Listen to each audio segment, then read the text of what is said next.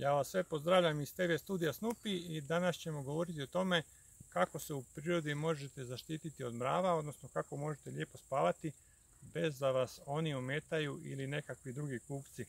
Znači ovdje imamo paprat koju sam nasjekao i koju sam bacio ovdje.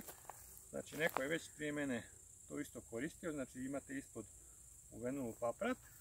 I znači ovu paprat možete koristiti kao pomoćni madrac, znači dosta je ugodno, dosta je udobno.